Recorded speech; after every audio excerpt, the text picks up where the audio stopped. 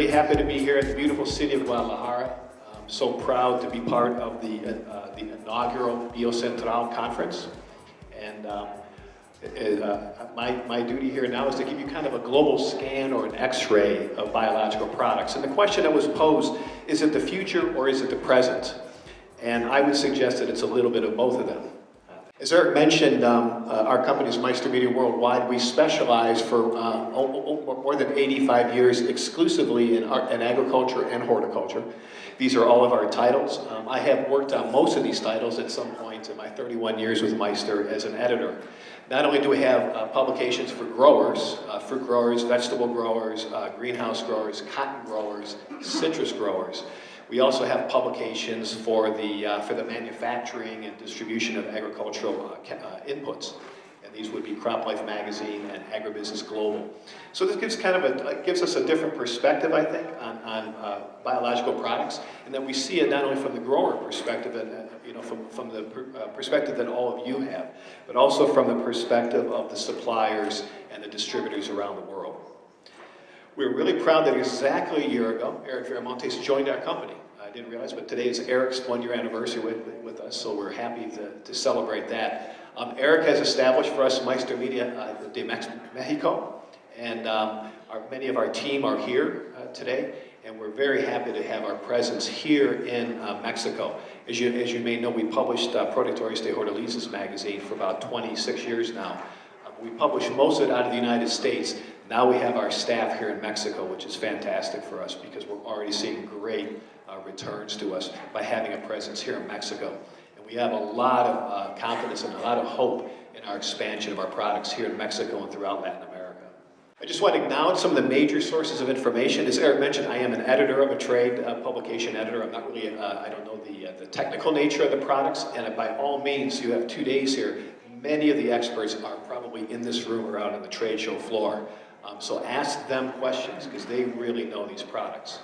But I do want to acknowledge the major sources of information in my presentation: the International Biocontrol Manufacturers Association out of Europe, the Biological Product Industry Alliance, which has a major presence, as Eric mentioned, here, not only in the United States, but here in Mexico, Bioprotection Global, which is an emerging global trade association for biological control companies. Dunham Trimmer is a company in North Carolina in the United States that does a lot of information on market trends and consumption trends in biological products. There's the European Biostimulants Industry Council, and then also Global Bio-Ag Linkages, which is an organization that we have partnered with at Meister Media. In fact, we put on an event in Arizona this past summer specifically for biostimulants. So I just wanted to acknowledge the major sources of our information. So here's what we'll talk about today. What are some of the trends driving adoption? We heard a little bit of it already. Just why are we moving over to more of a biologically based production system? What are biological products and how do we define and categorize them? I think we can get very overwhelmed by all the products and all the different categories, but I'm going to, with some help from Dunham Trimmer, I'm going to just kind of lay out so you can kind of see in a very visual way what are the major categories of biological products. What are the global trends in major product areas around the world, and how growers are using these products? What are some challenges to continued growth? Because we're already seeing major growth happen, but what are some of the challenges? And then also, what we likely see is going to happen in the future with biological products. And then we'll wrap up with just some takeaways, just some thoughts from our perspective at Meister Media Worldwide on where the whole nature of biological products is going. Okay, first, what are some of the trends that are driving use of biological products? This is actually a slide from Syngenta, who is among the major suppliers who are moving away from synthetic or I should say diversifying outside of major synthetic chemistry and moving into biological products. And from the perspective of growers and advisors, this is all very familiar to you. There's increasing regulation on traditional pesticides. There's a distrust of very large companies, which has given kind of an opening for some of the smaller biological companies. Pests continue to gain resistance to our traditional chemicals. New pesticides are expected to be safe for the environment and to not hurt beneficial insects and pollinators. Many people are nervous about new technologies. This is a whole new area. over the past 6 or 7 years, growers around the world have become accustomed to using synthetic pesticides. So how do they integrate biological products into production systems? Obviously, consumers have said, and major retailers have agreed, that they don't want pesticide residues on food. And then, of course, just the enormous influence that the society around us has on how we're producing our food. The value chain and the society are having a great influence on how we farm. So a little bit of a backdrop, or kind of the background of what's led to this increase in interest in biological products. As you well know, there's increasing demand for organic products. This is just a chart that shows through the years the retail sales of natural and organic food in the United States from 2000 to 2017. So of course, many of you involved in export of food, fruits and vegetables to the United States, the European Union, maybe to Asia. You can see that the United States is just increasing to have more retail sales of natural and organic food. Now, of course, all this is not fruits and vegetables. It's a lot of other natural and organic food, but fruits and vegetables are a significant portion of this. So we're just seeing a continuing demand for organics. The United States, of course, leads the world in consumption and retail sales of organic foods, which, of course, is of interest for anyone who is producing in Mexico. And then followed, of course, by the major countries in the EU, Germany, France, the United Kingdom, Italy, Switzerland, and then of course Canada, here, our neighbor here in North America, and also of course China, and that's increasing now. So for anyone involved in exporting to the United States, obviously organics is a major opportunity. But the return is good as well. This is a chart that we just published a few months ago in Productores de Hortalizas companion publication in the United States, American Vegetable Grower, and you can see that the prices that are being gained from organic tomatoes and organic lettuce continue to exceed that of conventional produce. So there's a clear incentive to growers to have to produce produce organically. There's a nice return. And then also, of course, managing pesticide residues. This is increasingly a requirement from the Whole Foods, from the Walmarts, from the major retailers. They want no pesticide or very minimal pesticide residues in their food. And of course, biological products play an important role in that. Many growers, of course, are using synthetic chemistry through much of the production season, but then as we near harvest, they switch over to biological products to get pesticide revenues down to almost nothing. And this is actually published in our website for the United States market, Growing Produce, that showed that pesticide residues are practically nil. So growers are certainly achieving this requirement of producing produce that has very few pesticides. I mentioned about the huge impact that major retailers have. This is Whole Foods with their program called Responsibly Grown, where they are demanding, as you well know, that more sustainability programs that are proving that the use of chemicals has been minimized through the production system. And we're continuing to see where the retailers are playing a really important role in the United States and around the world in their requirements for what they call responsibly or sustainably produced produce. Of course, as you all, as growers know, or those of you who advise growers, there's increasing resistance management and increasing resistance to pests. So biological products are playing a critical role in this as well. This is just another mode of action that growers can use to control pests. And then product effectiveness. You probably are all familiar with various phrases to say this stuff doesn't really work. You know, in the United States we call it snake oil. In England they call it muck and magic. You probably have heard agua de batata, foo-foo dust. There was for a long time, and I've covered this industry for more than 30 years, I know for a long time there was a perception that these products just really don't work. And I think we're finding now that we're answering those issues through trials and through various ways that are improving the effectiveness of these products. So product effectiveness is becoming greater with every passing year. Exactly 4 years ago, as we really moved into a major initiative at Meister to bring products and services such as this conference to our markets, we did a survey within the United States of fruit and vegetable growers, and we asked them, what trends are driving you to use biopesticides?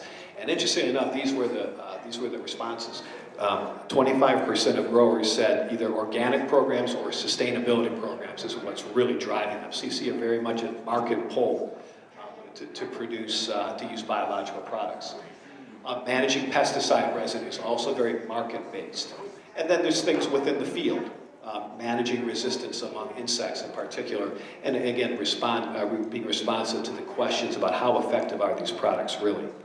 Out of that, we developed our first event for biocontrols. This was in California in January of 2015, and it was a very successful event. And so now we've begun to now offer these events twice a year in the United States. And in fact, this is how we began our biocontrols conference here in Mexico last year. And now this year we widened it to be BioCentral, so we're covering not only biopesticides and biological pest control, but of course biostimulants and biofertilizers, some of which I'll be talking about in a little bit. We also acknowledge that there's just, not only are those trends within the biological side, but then there's trends within traditional agricultural chemicals. So we see that there's regulatory pressures, in the United States and the EU, here in Mexico. There's just, the governmental regimes will change, but nonetheless we see a trend that's going more towards deeper and greater regulation around traditional synthetic pesticides. This is all coming out of just an anti-chemical societal stance, just as we know as the generations are turning from the baby boomers to the Gen Xers to the millennials in particular.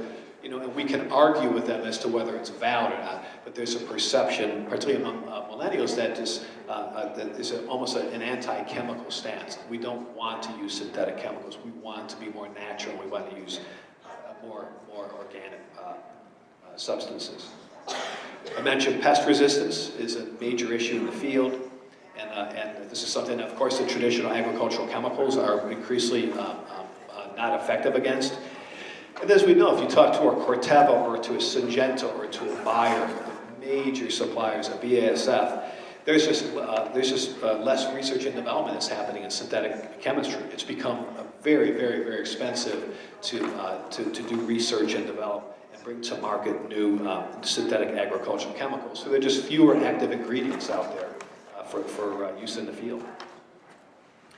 There's also trends among suppliers. I mentioned about the major multinational companies. It's interesting that BASF at one point about 10 or 15 years ago pronounced themselves the chemical company, but now I think they probably have changed their stance on that. In 2012, they acquired Becker Underwood, a company out of the United States, which is a major biological product supplier. Bayer has worked with AgriQuest. DuPont has worked with Taxon Biosciences. Syngenta worked with DSM.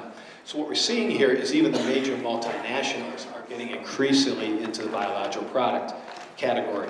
And this is where I think you're going to see a lot of real changes and a real acceleration of what's happening in the biological product world. Eric mentioned earlier about the BPIA and having meetings here because we're looking to really establish a deeper presence here in Mexico. And this is just the BPIA's membership over the course of time. Meister Media is a member of this association as well, and you can see there's just more and more companies that are getting into this space. So we're having a lot of suppliers, and it's becoming an increasingly diverse group of suppliers. BPIA, as I mentioned earlier, is a member of Bioprotection Global. So this is truly a global phenomenon where associations around the world are coming together around biological products.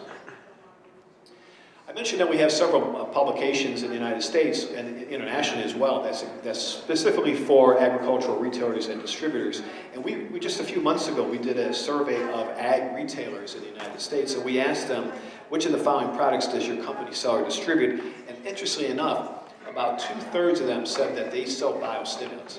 This is a real change from about 3 or 4 or 5 years ago when very few retailers, especially in the United States, in the major Midwestern area, corn and soybeans and wheat, we're not really carrying these products. So you're really seeing a change in it.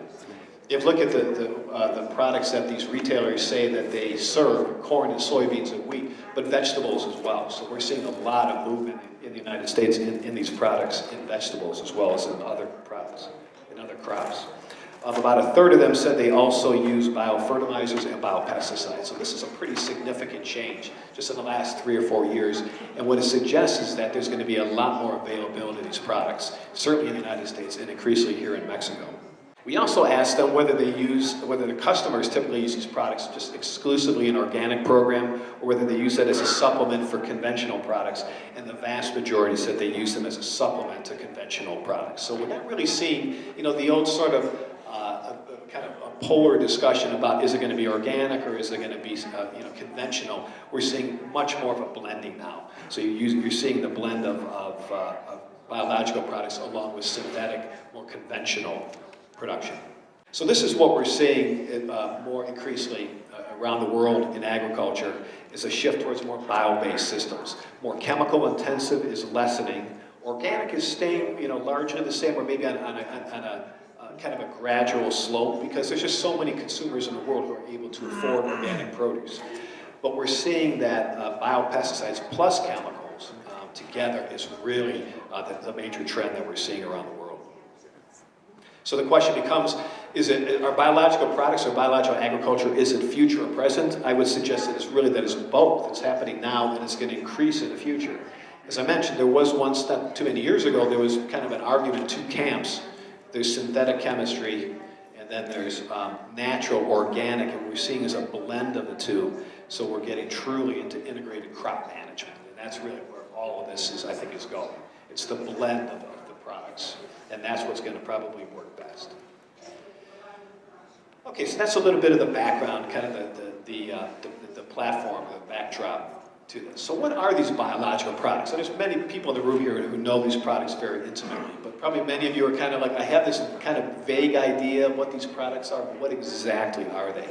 And with a little bit of help from our friends at Dunham Trimmer, I'd like to just kind of walk through these and then kind of break them down into three major categories. So this whole area that they're now calling biological products, and some of the terminology has evolved as well as new product areas have come in. But looking at the whole area of biological products, this is what it looks like. This may look a little daunting at first, but this is kind of the whole family of biological products. Okay, kind of just in what we call in the United States, kind of a nutshell. First, we'll start with biological control products, and there's really two categories here. There's biopesticides, which probably many of you are the most familiar with. There's biochemicals and microbials. And then there's macroorganisms, so beneficial insects and mites and nematodes. This is a relatively smaller part of the market, but still a somewhat significant portion. Then we have biostimulants, and I'll talk about that in a little bit, and the biofertilizers. So we'll run through just what these major product areas are and where they're being used and what are some of the major, what are some of the products. Biological control products, maybe you've seen this chart, but the global market is increasing. We're seeing that from about $3 billion today. We're expecting that this market for all biological control products is probably going to quadruple by 2025. And in fact, all three of the product segments of biological control products, which are microbials, biochemicals, and microorganisms, together are growing much faster than the traditional crop protection markets. So this, of course, has not escaped the attention, as I mentioned, of BASF or of Syngenta or of Bayer. They see that this is coming and they're diversifying their product lines. So where are these products being used? Right now, predominantly in North America and in the European Union. So about 2/3 of all the biological control products are being used in the more developed countries. Latin America, however, is at 15%, and it's a growing portion. Right now, Latin America is about at the same percentage as Asia Pacific. But as we kind of look forward out to 2025, Latin America is becoming the fastest growing region and is expected to overtake Asia as the third largest area in the world for biological control products after the EU and the United States. And why is it? Latin America just naturally has climates, a more moderate climate, as opposed to, say, a very cold climate, which you might find, say, in Canada or some other areas. A very good moderate climate here, and crops, specialty crops that are particularly well suited for the use of biological control products. So we see a lot of opportunity here in Mexico and down into Latin America. There's a lot of growth that's going to be happening here. So what do these products control? Well, the one thing we can say they don't largely control is weeds. Weeds are still largely being controlled through conventional tillage and conventional practices and herbicides. Not much has changed there yet, but right now mostly insects and diseases. That's the vast majority of what biological control products are controlling. So let's kind of break down what the biological products are. It's mostly microbials, BTs and things like that, Bacillus thuringiensis, and then biochemicals. So microbials are about 58% of the products. Biochemicals about 30%. And then we have, as I mentioned, about 13% going to macroorganisms. Microbials are expected to continue to make up nearly 60% of the total market through 2025. So when you're thinking about in terms of microbials, and particularly in terms of biological control products, we're talking particularly bacteria and fungi. Microbials are growing faster as both small and large companies are investing in their discovery and development. Microbials, as I mentioned, about 58% of the total market. Bacteria and fungi together are 90% of the total market. So that would be microbials. That's, again, what we're largely talking about in biological control products. And dominating them are products that are based out of bacillus species products. Fungi is second. And then there's some kind of specialized uses of viruses. Especially, here's a really good example, a specific control of pests. For example, the cotton bollworm in Brazil. We see some instances where viruses can be very targeted sort of control.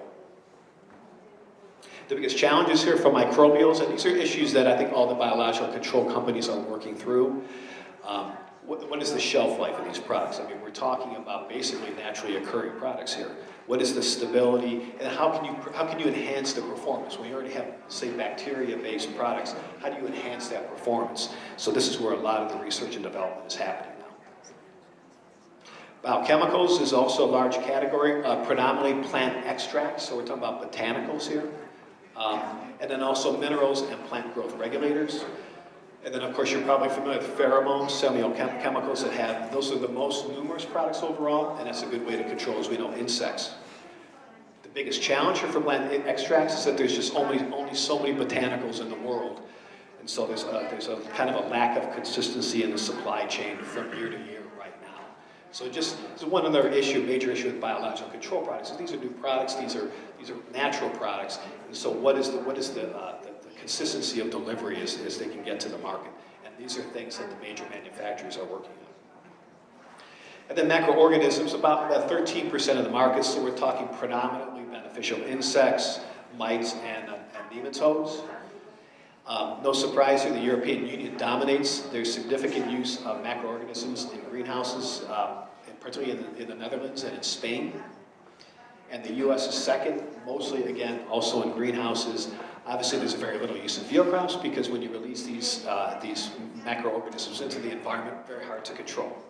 So, and in fact, even in greenhouses, there's issues about them. How do I apply? How do I go through a greenhouse? There's some interesting innovations that are happening for how I can release naturally insects, macroorganisms into the greenhouse.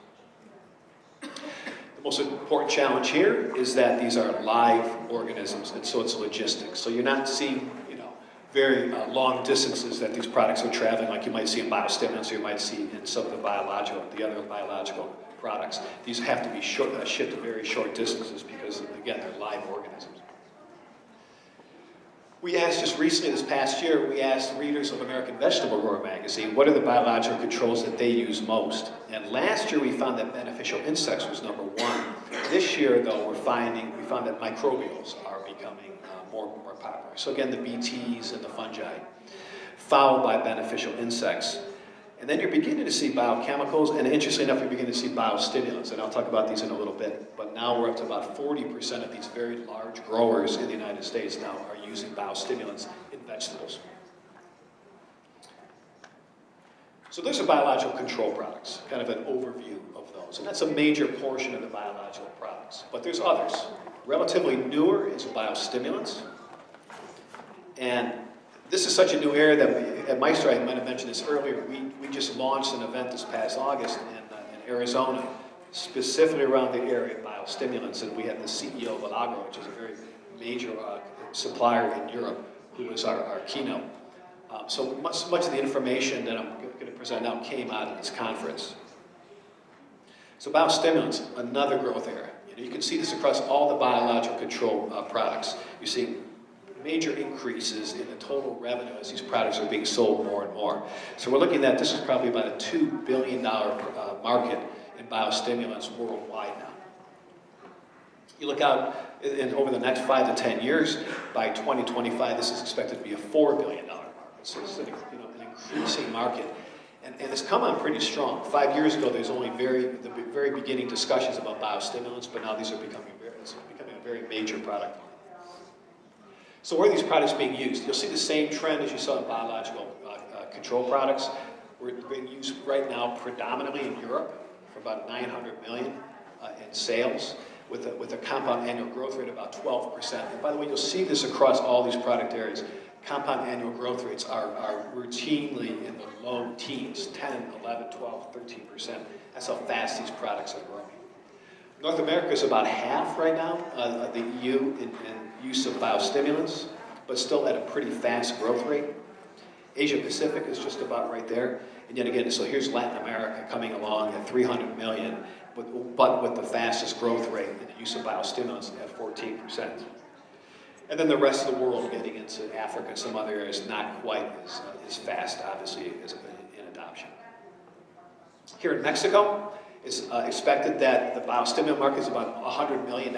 So already there's a pretty good foothold of biostimulants here. Compound annual growth rate very fast, so 15 to 18%, and projected to be at 200 million by within 5 years. And these are statistics from our conference presented by Corp, which is a supplier of biostimulants. If you look across just how where the revenues of biostimulants, and Mexico is interesting. Mexico's, at the time in 2012, in terms of revenue for biostimulants, was kind of on a par with Canada, France, the UK, but it's also growing at a very fast rate. So biostimulants, Mexico is right in the middle of the growth for the biostimulant market. Historically, these products have been used mostly in row crops, so that would be cotton, corn, wheat, soybeans, but we're seeing more and more use in fruits and vegetables. And that is likely to continue.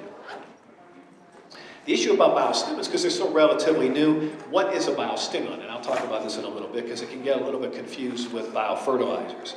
But because there's still a little bit, it's unsettled what the definition of biostimulants are, the regulation is still under development in much of the world.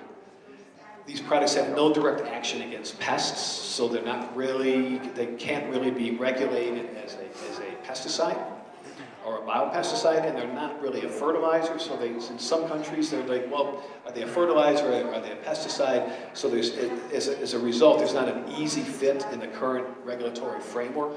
So this is slowing down adoption of the products to some extent. Biostimulants, well, this kind of the dust settles a little bit on what exactly is the definition of these products and how are they going to be regulated.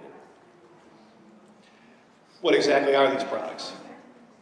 And even the definition of biostimulants is still under review, but this was presented by one of our speakers at our biostimulant conference. Really, they're defined as the products that have the ability to stimulate the natural process in the plant. So basically, they're just fortifying the plant, they're strengthening the plant so that the plant can uptake nutrients better, they can use nutrients more efficiently, they have tolerance to abiotic stresses, so weather, lack of water, etc. And they improve crop quality. So that's kind of the loose definition of biostimulants. The other thing to mention, though, is that they're being defined independent of their nutrient content. Okay, so this is, again, we're trotting a little bit into the area of fertilizers. So they're defined as having all these qualities outside of nutrient content when they're applied to plants or the rhizosphere. So this is a chart that kind of summarizes, I thought, kind of neatly just what the major benefits are of biostimulants. Abiotic stress relief, and I'll talk about that in a bit. Just mitigates biotic stress, which would be, from insects in particular, or weeds, to promote plant growth and then to uptake nutrients better. So what are abiotic stresses? These would be anything that's by something that, not caused by something living. Okay, so heat, drought, wind, salt, reduced nutrient inputs, frost, excessive water. You think about how challenging the production systems are becoming in agriculture around the world because of all of these uncertainties that are happening. And this is where biostimulants are going to become more into play, because they're able to fortify the plant against abiotic stress. You think about biotic stress, maybe it's not necessarily mites or insects are not necessarily attacking the fruit or the major part of the crop, but they're attacking the leaves, and so they're just reducing the stability and the strength of the plant.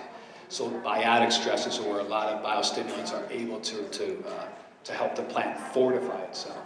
I thought this chart was pretty good. It just talks about many of the abiotic stresses both above the soil line and below.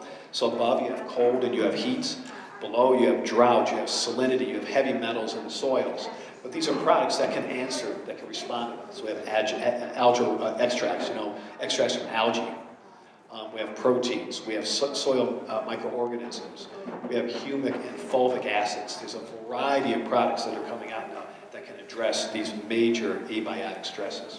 In terms of product areas, there's really two major product areas. They're either acid-based or they're extract-based. So as you talk with suppliers who have biostimulants, you can help distinguish among those two. And there's a handful of other product areas outside of those two. Biostimulants that are acid-based are the largest category size, but there's less new product development, so market share is dropping.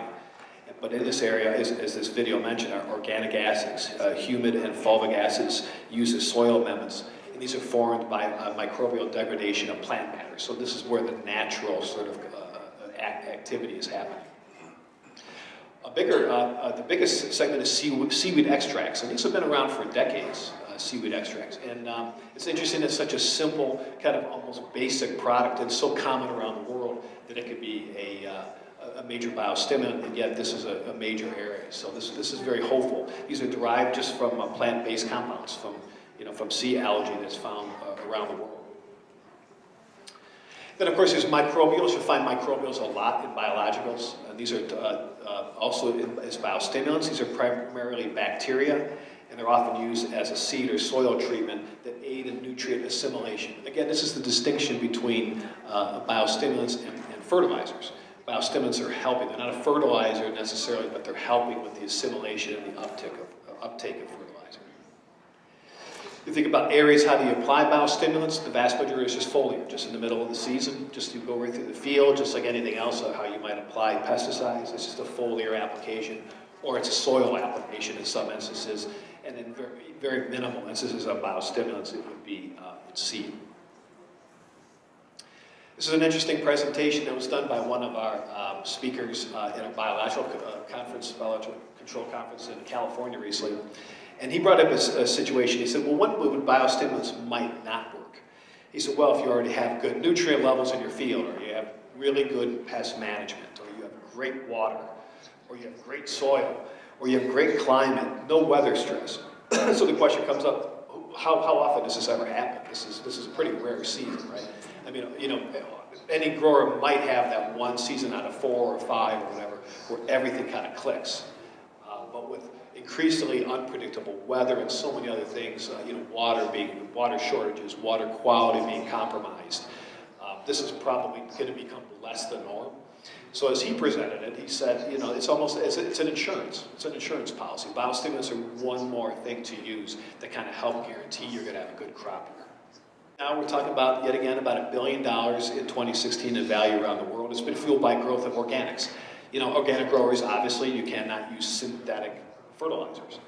So what are they going to be using to produce their crop organically? So they've been using biofertilizers, about $1 billion in valuation, but it's growing yet again. This is what I mentioned yet again. All 3 of these biological categories, biological control products, biostimulants, biofertilizers, all growing at 10, 11, 12, 13%, the projections as we move forward. So that by the year 2025, we'd be looking at $4 billion in global sales in biofertilizers. So another major product area.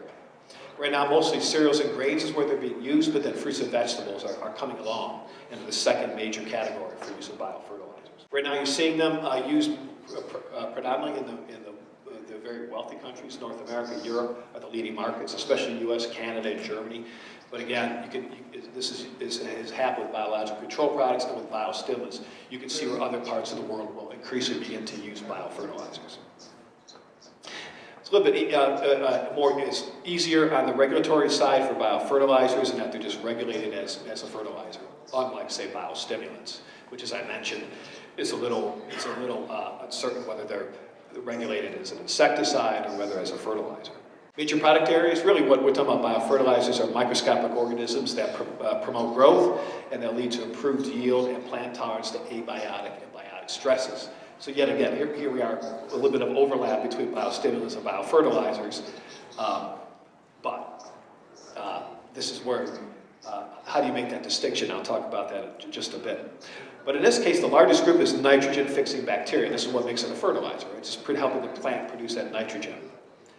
Microbials are used to enhance plant nutrient uptake from the soil. And there are others. There are products that are mobilizers of certain nutrients like zinc and sulfur and mycorrhizal fungi.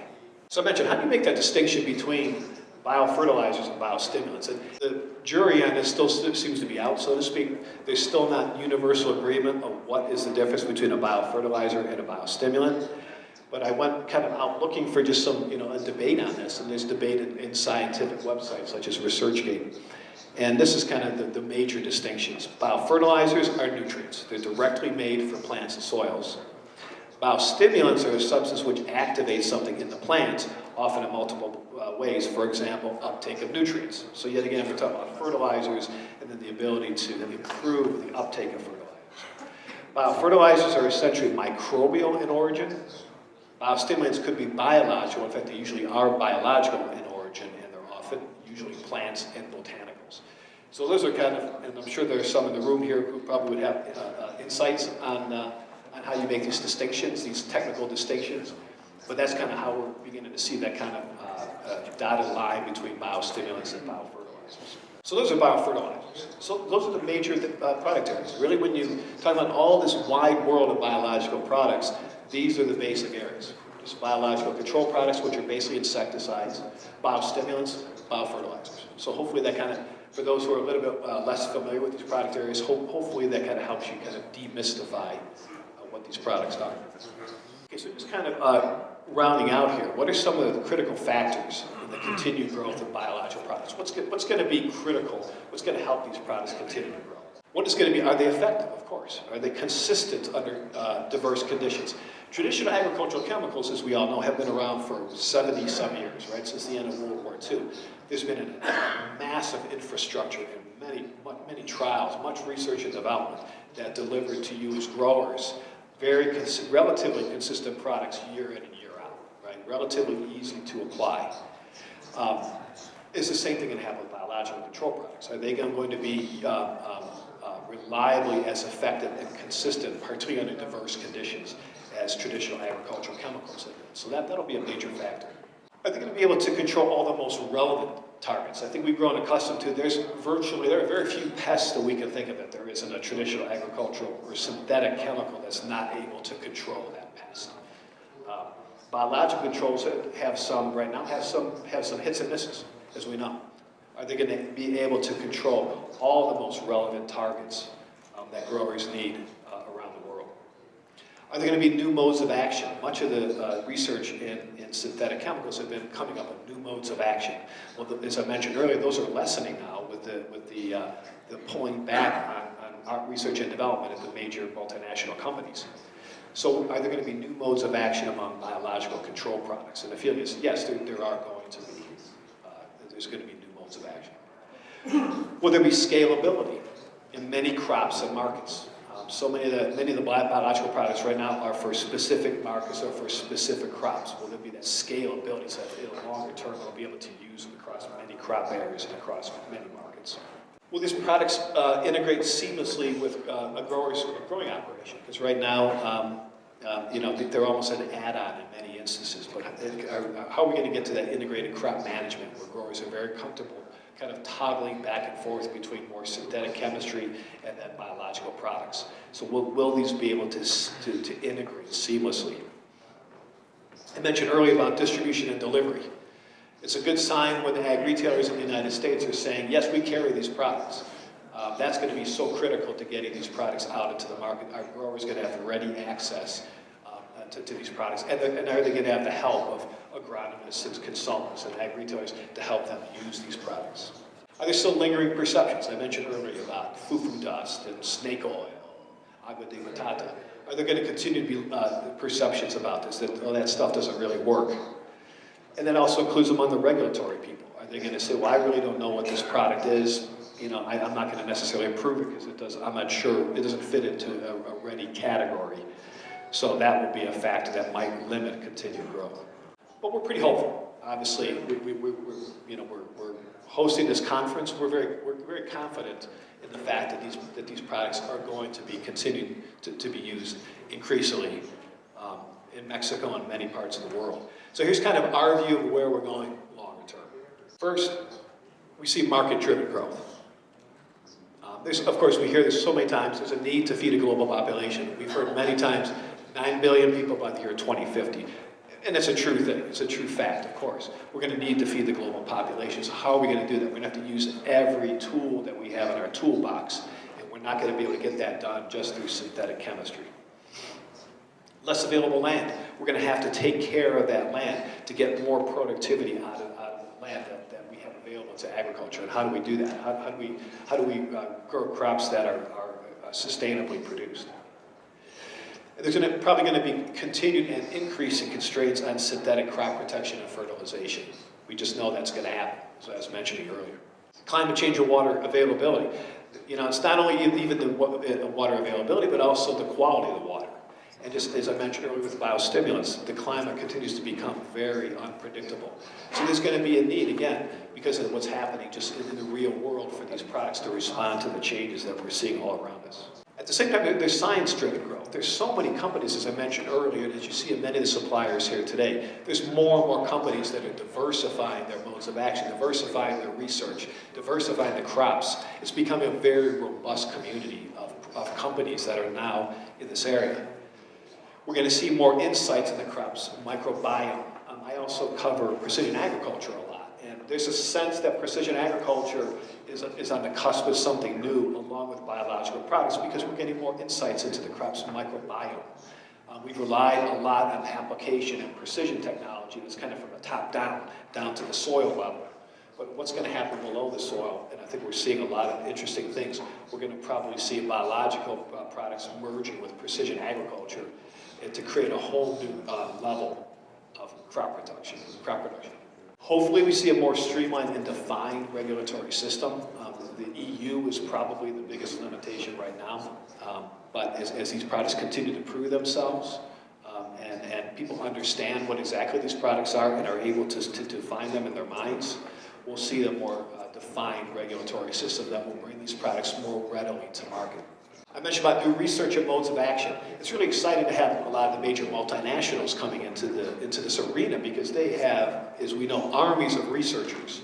And they're bringing a lot of their expertise that they've had through the years through traditional synthetic chemicals into the arena of biological control products. For instance, there's RNAi, which you may have heard of. RNA is ribonucleic acid. It controls the synthesis of proteins. And what we're seeing now is called I, and it's the interference of that. So just to kind of describe just one really good example, and there's a lot of hope as to, about where RNAi is going. But this gives you an idea, from Syngenta, how this particular new mode of action works. This RNA-based biocontrol, it's a double-stranded RNA, is sprayed onto the plant. And for those of you who remember, spraying BTs back in the day, there's a little bit of the same kind of example here. The pest eats the biocontrol, which is taken up into the plant cells. The RNAi process is triggered, and it stops the synthesis of the essential proteins. So we're finding now we're targeting the pest through a very natural sort of process. There's no synthetic chemistries. It's just through the very natural process that we're just stopping the growth of the insects, so that ultimately then the pest is controlled and the plant matures to yield its crop. Very exciting new area for biological controls. So these are some of the technologies that are coming out, as I say, that as major companies like Syngenta enter the arena, and they're bringing just very major R&D capabilities to this area. And then among the product and suppliers, and again you'll see many of them here, we're seeing a more diversified landscape. 10 or 15 years ago, this area is mostly smaller companies. They tend to be startup companies. They tended to be very much focused on specific crop areas. You're seeing a very diverse landscape now. There's small companies, there's medium companies, there's very large companies. And many of those companies are now becoming part of the multinationals, as I mentioned earlier. So you see a very different landscape here. The suppliers are becoming quite diverse. We're probably going to see an increase in the number of products and the crops that these products are able to be applied on. And as I mentioned earlier, because of agricultural retailers and agricultural distributors, you're going to see better distribution of these products here in Mexico, certainly in the United States and Canada and other parts of the world. So this is the view that we see longer term of where the agriculture is going. You know, historically we've been more into artificial mineral fertilizers and the synthetic chemical plant protection products. Over the course of time, as we move through time, those will continue to decrease, but not go away. You know, nobody is saying that there'll be that mineral fertilizers will disappear. Nobody's saying that synthetic chemicals are going to disappear. What we're saying is that there'll just be more use of biologicals, and they'll be part of the holistic sort of approach to producing crops. So what are just some major takeaways? One, and you heard some of the comments this morning already, is that the use of biological products in agriculture is only going to increase. It's probably not even going to, won't even be flatlined. You're seeing all the projections for biological control products, for biostimulants, for biofertilizers, 10, 11, 12% growth per year. So the expectation is that the use of these products is only going to increase. If you're a grower, if you're an advisor, or really only anybody, there's homework to do. You know, we all came into this business, or many of us came into this business with a very established infrastructure for synthetic chemicals, right? We all knew what Roundup was. We knew what the metaclopride was. We knew, these products had very specific and well-proven sort of modes of action and had been trialed in the field. Well, now it's a different era, right? So these are different products. So our generation is having to do what many of the people who were in agriculture in the 1940s, 1950s, 1960s had to do, which is to trial these products, integrate them into the production system. So we have a lot of homework to do. We have to be familiar with these product areas and how they work. We have to look at field trials. And the field trials, again, for many of the suppliers, an interesting source of information. Many of them are very, very credible. Most of them, you would hope. And they've been done in often cases with universities. So study the field trials. And of course, all of you, by being here, you are doing your homework, which, congratulations to you. As Eric said, this is a momentous occasion that we have this first ever event. This really tells you what a significant time in agriculture's history we're at here. Reach out for help and advice. Again, many of the suppliers are the most knowledgeable people. They know these products, they develop these products, they sell these products, they market these products. Talk to them about how these products work. Also, if you're involved with retailers and distributors and crop consultants, academia, consult with them. Ask them questions, just like we have, again, with any other part of production. Trial them. I've talked with a lot of large growers, especially in the United States, some very large vegetable operations, which probably many of you are familiar with. TNA and Grimway Farms and some of these very large operations. And what even those large operations have said, we just have to trial these things. We'll just devote maybe 5 or 10 or 15% of our operation to using these products, and we just see how they work. So you just kind of have to trial them, and just see for yourself how these products are working. Another critical piece of this is that you have to measure the outcomes and monitor the benefits, depending on what you're trying to achieve. So it might be increased yield, it might be better quality, you might be able to see visually better plant health, where the plant population is reduced. Know going into when you trial these things, what you're trying to achieve, because only then can you really judge these products. And again, going back to talking with some of the very large growers, that's what they said. After a couple of years, they said, we began to see a distinct decrease in our pest populations, and so we can see for ourselves that these things were working. The other thing that counts is you have to be patient. This is not the old era of what used to be called agricultural chemicals, spray and pray. Just kind of go out in the field and apply the products and just hope that they work. You have to be patient. Even the very large growers with very sophisticated operations, they have their own pest control divisions and research divisions. They say you have to be patient. It takes 2 years or 3 years or 4 years.